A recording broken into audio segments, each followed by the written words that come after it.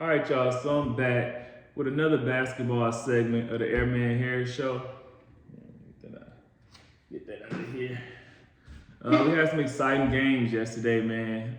Double overtime game, overtime game. I'm sure it kept everybody up all night, but it was great to watch. Been some great basketball.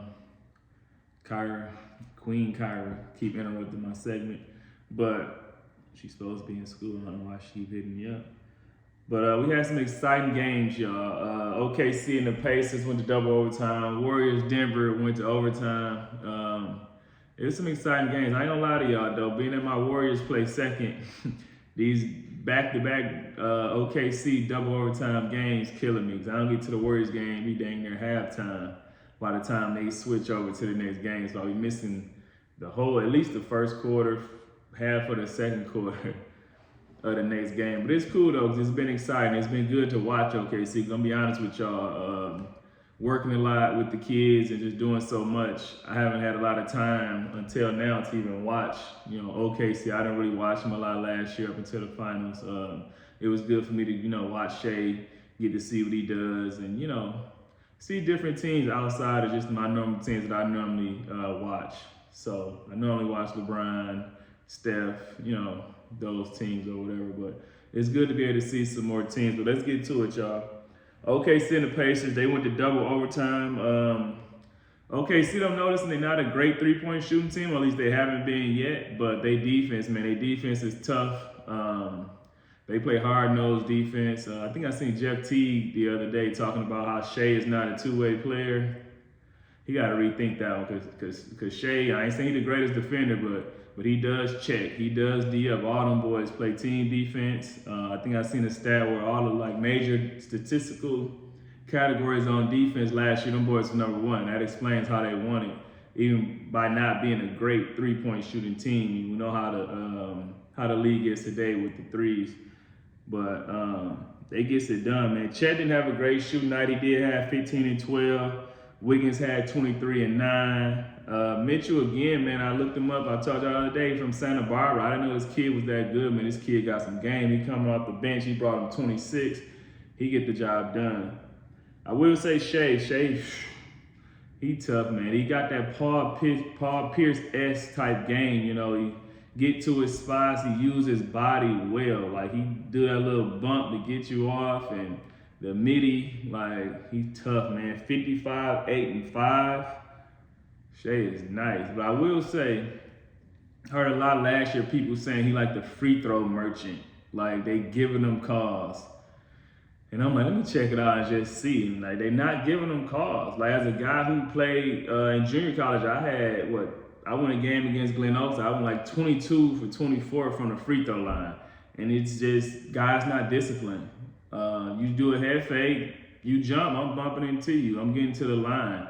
And Shea used that to his advantage. These defenders got to be more disciplined. If you're a taller defender, if you're a long, lanky defender, you got long arms, you got to trust your length. Guys are playing way too close. Then he bump them, then they all balance. Now you're trying to jump, and he's not going up. Now he's just going to bump into your body. You got to trust your length. If you like a wiry type of defender, if you're a quicker defender, you gotta trust your speed. You gotta have high IQ to know, okay, I can jump quicker than him. So wait till he go up and shoot. If you're longer than him, give him a little space, but you got length to be able to contest the shot and try to block his shot. You can't block, at least try to make him miss the shot. But Shea, man, he's tough.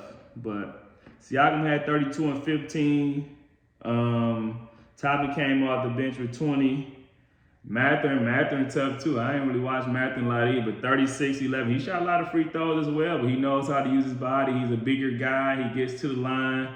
It was a close game. I will say though, I think it was more fatigue. I think I was watching the game and they was trying to say, I can't remember what the commentators were saying, but to me, towards the end of regulation, game was tied. Shea comes down, shoots a three, terrible shot, missed it.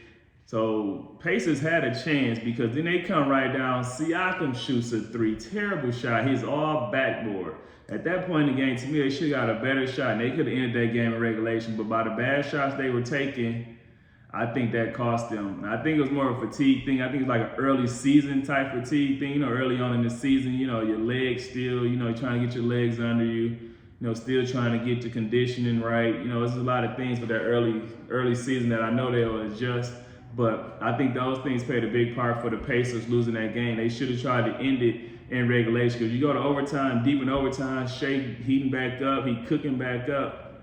It's tough to beat those guys. And they play tough defense. They play hard-nosed defense, and I love it. Being a defensive guy, I love the defense that OKC play. But OKC ended up pulling it out over the Pacers. I know a lot of people will say that play where they gave them the timeout when they threw the turnover under the goal, and they had the ball before they called the timeout. It's sort of like the KD thing when he called timeout, they didn't give him the timeout the other night. This, when he called the timeout, they should have given him a timeout. But hey, the refs are human too. That's going to happen, but you got to control what you can control. They should have ended that game in regulation. They took ill-advised shots, I think, coming down the stretch. And I think it comes with early season fatigue. But we'll see how the Pacers adjust to that, and especially playing most, if not all, of this season without Halliburton. So, but let's get to the Warriors-Denver game. The Warriors put it on in overtime, man. I told y'all, the Warriors coming on strong. Y'all can call them oldest state Warriors all y'all want. Call them old men, whatever y'all want to do. I seen the status earlier this morning. I seen Famo saying, calling out a Warriors lineup that's going to win 5 rings or this and that. Don't change up now, bruh. Don't come on, don't jump on our train now. You actually had Denver winning it all this year. This who you told was going, well, Golden State ain't got. I told y'all, when we get a real center, a high IQ center, somebody that's not scared to bang, somebody that's not scared to get down there like Draymond. You're not scared to get down there, he's just too small. It is what it is. You make yourself taller. But I told everybody, when they get a real center, Draymond can play his natural position at the 4, when he can roam around and be free and ain't got to stand under the basket. You can't be a rim protector that short, which they had him doing last year, probably the year before that as well. It's tough to do that, even though you're long and wiry, whatever the case may be, 7'2" wingspan. It's tough going against 7-footers every night. But now they got Al down there banging. He don't play the whole game. I wish they'd play him more. I don't know. Maybe it's age. He's up there in age. Maybe it's that. But when he's in the game and they playing him in crunch time instead of trying to play that small ball lineup the whole time, they're going to be tough to beat. Very tough to beat. Jimmy played a good game. Jimmy stayed aggressive when he played those high points with the Draymond type of game, getting the points, rebounds, assists, the blocks, the steals, the high plus minus. But I told y'all that plus minus is key. People sleep on that plus minus stat, but that's key. But when he play those type of games, we can win. When Draymond's aggressive offensive, when he get the roam around on defense and help over here, y'all see him over there, he on this side helping, but he keeps stepping out the lane, making sure he don't get a defense in 3 seconds. He keeps stepping out just so he can go over there and help. That's when we're at our best on defense. Al anchoring the back and he can roam around. Jimmy's up front with Steph. Steph played good defense too. I know he don't get a lot of credit for it. He's actually put on a lot of weight, a lot of strength. You can see it. He's not the greatest defender, but he plays defense. Draymond had 13, 8, and 8, typical Draymond Green game. Kuminga had 14 and 5. I'm also happy that Steve Kerr is playing Kuminga, because to me, last year, making that excuse, Kuminga don't space out the floor, he don't spread the floor, he can't shoot. Being a Hall of Fame coach, you got to figure out a way to play Jimmy and Kuminga together. You can't say this great coach and you can't figure out a way to get one of your best guys on the floor. This guy is 22 at the most, 23 at the most. I don't know how old he is, but he's very young. He's not older than 23 years old, 24, whatever. And he's athletic, freakish athletic. He jumps out the gym. He can score. His shooting has become better, which I've noticed, which is good for us. You got to find a way to keep that guy on the floor and be able to play with Draymond and Jimmy, even though they're not the greatest three-point shooters. Being a great coach, you got to find a way to keep that guy on the floor. And the Kerr, I hope he's figured it out. These first 2 games, it looks good, but it's very early in the season. Got 80 more games left. I don't want to jump the gun, but right now, Kuminga's looking good with that lineup. Pods, too many minutes, too many threes for me. Y'all know how I feel about Pods, but he's still playing within the system. He's not doing too much like last year. The pressure not on him to be Clay. He's playing his role, so Pods been doing good. And they're not playing him in the clutch. They're actually, playing Horford limited minutes in the beginning, but in those clutch minutes, they going to the real line. They're not trying to play that small line. They actually putting Horford in, high IQ player behind the angle of that defense, especially against guys like Jokic, who, he's a big dude. He kind of chunky. So it's like, it wear and tear on your knees when you small trying to guard Jokic. And Steph had 42, 6 and 7. He shot a great clip last night. I told y'all, Steph gonna Steph. Steph gonna Steph. Once he get the shimmying and doing all of that, and it's lights out. So let Steph be Steph. Steph gonna turn it on. Steph still got what it takes. He's still gonna shoot them long 50-foot bombs. Steph got it done last night. He took us home last night. Al with 3 threes. Buddy had 11. Richard had 6. I like Richard, the young guy, Real Richard from Florida. He played a tough game last night. I don't know if he could shoot. He only made like 1 3 in these first 2 games so far. He putting them up, but maybe it'll come along during the season. I know he's a rookie, but I like Richard as well. Gordon shot the lights out. I ain't gonna lie. I know he ain't gonna do that every game. I think that's what kept him in the game. That's what kept him winning 10 threes. That's like, yeah, that was a tough game. But he had 50 points, 8 rebounds. He like the old Gordon when he was with, who was at Orlando when he was the guy. That's what it reminded me of when he was with Orlando. But tough game from Gordon Jokic. Typical Jokic game, triple-double, 21, 13, and 10. I mean, when he walk in the gym, you can put, 25, 10, and 10 in the book as soon as he walk in the gym. Ain't nothing you can do about Jokic. Murray had it 25 for him, I think he had like 10 assists. So that was good for them, but the Warriors put it out, man. I hope Kerr stayed with that. I don't know how he started the game, to be honest with y'all. By the time the OKC game's been over, I get to the game, it's the second quarter. But what he been doing from that point on, Kerr's been doing a great job so far, first 2 games, and getting Al in clutch situations when we need him down the stretch. He's hitting threes, he's spacing the floor, Draymond's getting the roam around.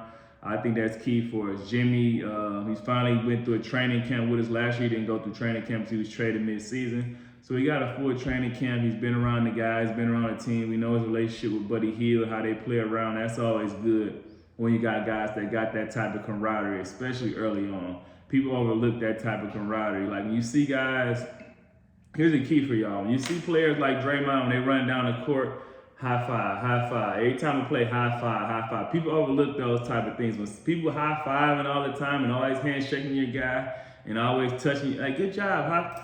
That plays a key role, man. People that hasn't played or people that don't understand or just look out for themselves, they don't understand that type of thing. But those high fives, those good jobs, that always, double handshake, whatever they do, is key, man. So you just watch next game. That's key for those guys. It builds confidence, it builds morale, it builds team camaraderie, builds team chemistry, like all of that. It gets overlooked. It's just a handshake, but it's more than just a high five, trust me. But the Warriors got it done, man. Like I said, all these people that didn't have the Warriors, beginning of the season, don't jump on the bandwagon now. It's only 2 games in. Stay over there. But I do want to touch on the whole gambling thing. I don't know, the whole FBI gambling thing. I don't know too much about it. I honestly haven't read much about it. I'm happy Chauncey's is not, part of the actual games. It's like sound like a poker game or something he had going on with the poker stuff with the mafia or something. I hope he be good. I'm just happy he didn't have nothing with the game. Damon Jones supposedly got some information from Brian that he gonna sit out, whatever. I'm sure Brian got too much respect for the game. Brian got too much integrity for the game. I know he's not leaking out information that's gonna help somebody win a $2,500 bet. I hope Brian ain't got nothing to do with it, which I know he don't got nothing to do with it. Hopefully, those guys be good. The problem I did have though with the Terry Rozier situation, it remind you of the Blue Chips with Happy paying off Tony.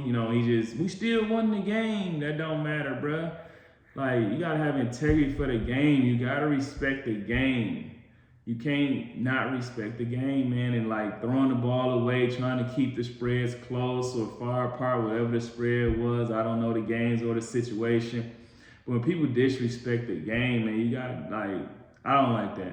Let's just say that. I ain't gonna say too much about it. Honestly, I don't know too much about it, but I hope them guys be okay, man. I hope they, not gambling on those actual games that they're playing and not trying to win thousands of dollars when you guys are millionaires. It's like that money means nothing to y'all. Y'all already got it. You already there. Like, let somebody else do that. But I'm about to get off here, man.